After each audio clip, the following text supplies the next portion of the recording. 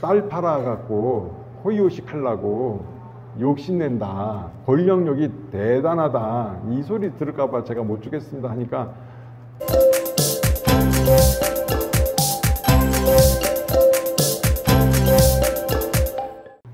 우리가 보면은 불경이 법문만 있는 게 아니에요.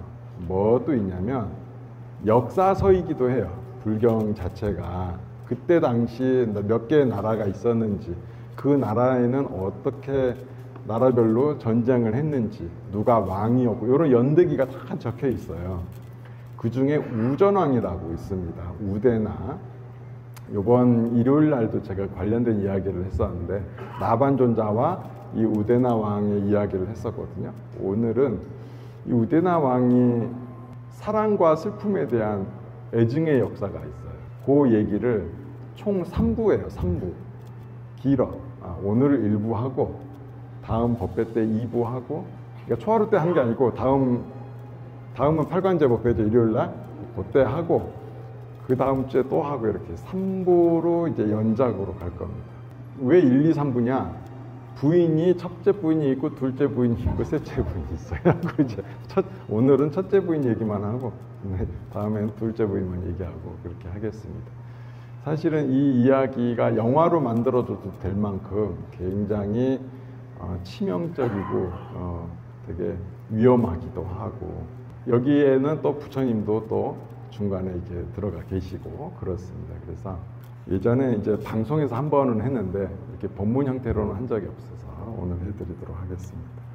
이 우대나 왕, 우전왕은 우리가 여러분들이 뭘로 기억할 거냐면, 불상은 어떻게 만들어졌는가에 대한 이야기를 잘 들어보시면은 이 우대나 우전왕이 나와요. 왜냐하면 부처님께서 이제 하늘세계로 가서 법문을 하시는 동안 한 석 달간 이제 이 세계에서 사라졌단 말이죠. 그 세를 못 참고 이 우전왕은 나는 부처님이 너무 뵙고 싶다, 어떻게 하면 뵐 수 있을까 하다가 부처님 상을 조성하게 합니다. 그래서 불상의 최초로 이렇게 언제 만들어졌나 하는 것은 이제 우전왕이 만들었다, 그런 이야기가 있습니다. 제가 왜 이 이야기가 있다라고 표현을 하냐면, 제가 이 우전왕에 대해서 여러모로 좀 살펴봤는데 그렇게 신신 깊은 분은 아니에요. 그렇게 신신 깊지는 않고 그냥 굉장히 세속적인 그런 사람으로 알려져서 약간 전설이 아닌가. 자연스럽게 불상은 이제 나중에 그 역사적으로 보면 간다라 미술, 우리 불교가 서역에까지 전해지거든요. 그래서 그리스 쪽에도 전해져서 그리스 박트리아 왕국과 연결 지어지면서 이제 그쪽에는 인간을 이렇게 조각으로 만드는 게 발달했잖아요. 그래서 불상이 그때 자연스럽게 나오게 된 게 아닌가 생각을 합니다. 자, 오늘 이제 그 우전왕이에요. 이 우전왕은 그 왬사국이라고 써. 왬사국. 왬사국에 빠란따빠라는 왕이 있는데 그 왕의 아들입니다.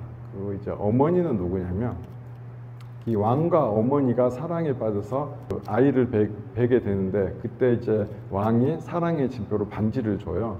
근데 그 어머니가 큰 새한테 납치를 당합니다. 그래갖고 쭉 원래는 먹으려고, 아마 어머니가 굉장히 왜소하셨나 봐, 이렇게 가다가 어떤 수행자가 있는 그 근처 나무에 자기 집까지 못 가고 중간에 떨어뜨리게 돼요. 그래서 너무나 멀리 온 결과로 갈 곳을 못 사 그냥 그곳에서 삽니다.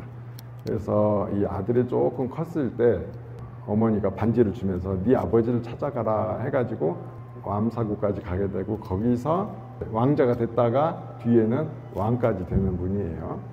그 왕이 됐을 때 어떤 일이 있었냐면, 그 나라는 괜찮았는데 그 옆 나라에서 굉장히 큰 기근으로 인한 질병이 돌았어요. 그래서 수많은 사람이 굶어 죽고 이럴 때 이 고사카라는 재정관이 있거든요. 그러니까 여기는 이제 왬사국 재정관인데, 그 사람의 친구가 다른 나라에 있었는데 완전히 쫄딱 망했어요. 그 마을 사람들이 다 이 사람들만 살아남았어. 그래서 병들기도 하고 지친 몸을 끌고 이 친구한테 의지하려고 왬사국까지 왔어요.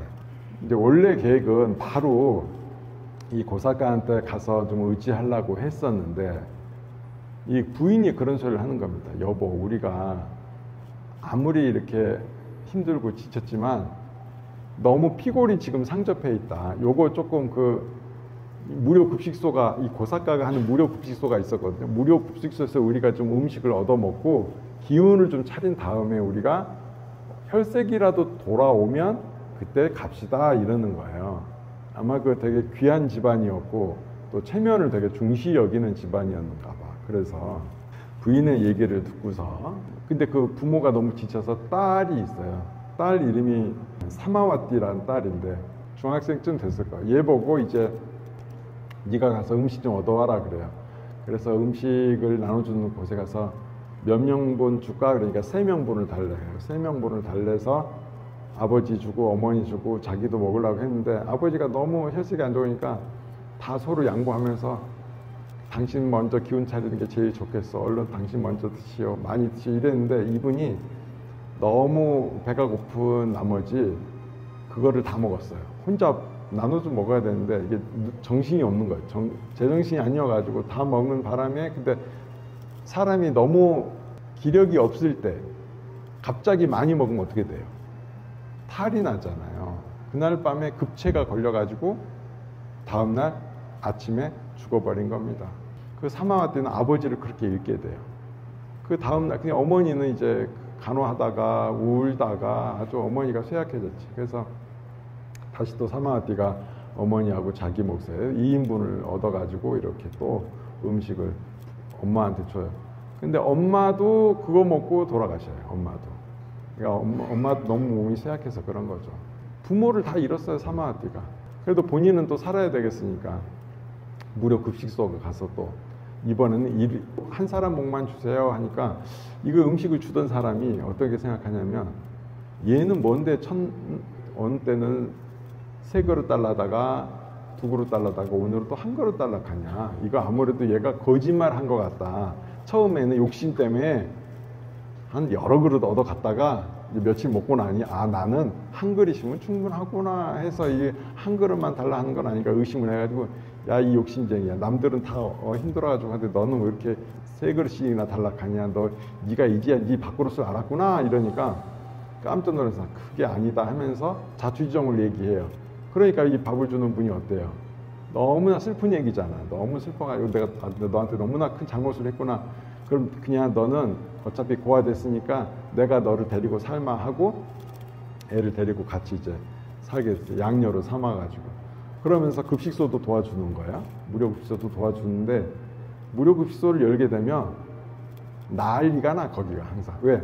여러 사람이 먹으려고 막 그 질서가 없어요. 그러니까 거긴 항상 왁자지껄 시끌시끌하고 막 싸우는 소리도 들고 늘 그랬어. 근데 아무리 줄 서시오 해도 줄을 안 서요. 포기하고 있었는데 사마와띠가 이렇게 보니까 아버지, 저 양아버지지, 아버지 저 왜 저렇게 사람들이 싸워요? 그러니까 아이고 내가 줄 세우려고 또 줄도 안 서고 그냥 포기하고 그냥 준다. 이러니까 제가 한번 해볼게요 하더니 울타리를 쳐요. 이렇게 울타리 쳐서, 그러니까 들어간 입구 나가는 출구를 딱 정해줘. 그래 놓으니까 어떻게 돼요? 사람들이 질서를 지키게 되는 거예요. 자연스럽게 싸우지가 않게 돼. 그때 그 무료 급식소를 운영하더니까 고사카인데 자기 집 앞에다 그걸 설치해서 한단 말이에요. 근데 그이는 매일 시끄럽고 싸운 소리가 들려. 내 음식을 잘 주고 있구나. 이제 이런 생각이 드는 거지. 근데 어느 날부터 아무 소리가 안 들려. 그러니까 문득 그 생각이 드는 거지. 안 주나? 그래가지고 이게 담당자를 불러서 요새는 왜 조용하냐? 그러니까 아이고 제 딸이 양녀로 제가 요번에 들었는데 걔가 너무 똑똑해가지고 사람들을 줄 세워서 울타리 쳐서 줄 세워서 지금 이렇게 사람들을 다투지 않고 조용히 밥 먹고 갑니다. 그 딸이 누군데 네가 양녀로 삼았냐 하면서 그 사연을 쭉 해줘. 그때 그 아버지 이름이 바다와띠아인데 그 딸 아버지가 바다와띠아랍니다 하니까 고사카가 깜짝 놀라는 거예요. 누구예요? 본인의 절친한 친구였던 거지. 당장 데려와라 해가지고 그 고사카 재정관에 양녀로 다시 들어가게 됩니다. 그러니까 이제서 이제 제대로 된 아버지를 만난 게 된 거죠. 그러니까 너무 이제 똑똑하고 또 예쁘고 하니까 이 사람이 너무 부자가지고 그 하녀를 500명을 붙여줘요. 어느 날 이제 예쁘게 아가씨로 성장을 해서 강가에 이제 놀러 이렇게 쭉 500명과 가는데, 그때 그 모습을 누가 보냐? 우대나 우전왕이 보는 거야. 딱 보니까 너무나 예쁜 사람이 앞에 가니까 저 사람은 누구냐 물어보니까 고사카의 딸이라는 거야. 그래서 어떻게 되겠어? 욕심이 나는 거지.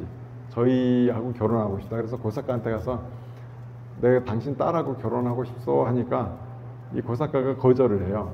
아이고 제가 그 임금님한테 제 딸을 보내면 남들이 딸 팔아갖고 호의호식 하려고 욕심낸다. 권력욕이 대단하다. 이 소리 들을까봐 제가 못 주겠습니다 하니까 그거럼 그게 아니라는 걸 내가 보여주마 하더니 갑자기 그 집을 이렇게 폐쇄를 하더니 쫓아내버려. 집 밖으로 쫓겨나 있다가 딸을 만나게 된 거예요. 아버지 왜 집 밖에 있어요? 그러니까 집이 다 잠겼다. 왜 누가 잠갔어요?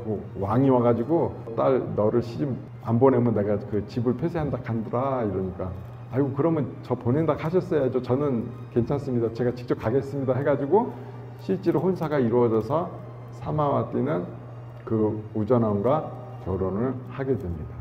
이 사마와띠는 굉장히 임금의 사랑을 받게 되죠. 이게 일부예요. 3부가 되면 굉장히 슬픈 얘기가 나와. 그래서 우선 오늘은 너무 슬픈 얘기까지 조금 하라고 그렇고 한 1부 정도만 할 텐데 이 사마와띠는 나중에 불자가 되거든요. 그래서 부처님께 특별한 칭찬을 받아요. 어떤 칭찬이냐? 자비심이 가장 많은 이가 사마와띠니라 그래. 자비심이 굉장히 많아. 그러니까 본인이 어떻게 보면 큰 어려움을 겪었음에도 불구하고 자기 아버지, 자기 양아버지의 뜻을 받아서 이 무료 급식소를 항상 끊이지 않고 운영을 했으며 수많은 사람들을 이렇게 돌봐주는데 굉장히 앞섰던 훌륭한 왕비입니다. 굉장히 훌륭한 왕비. 그때 당시만 하더라도 이 부처님께서 그 나라는 가지 않으셨을 때예요. 그러다가 나중에 그 나라를 가게 돼요. 어떻게 가게 되냐? 그 사마와띠의 아버지가 고사카잖아요. 고사카가 부처님을 친견하러 갑니다. 친견하러 가서 부처님을 모시고 오게 돼요. 그러면서 그 나라에 불교가 전해져. 굉장히 중요한 집안이 되겠죠. 고사카는 도대체 부처님을 어떻게 알고 부처님을 모시러 갔을까요? 그때 당시 히말라야 수행자 500명이 있었는데 그 사람들은 그냥 수행만 하는 사람들이에요. 불교는 아니요.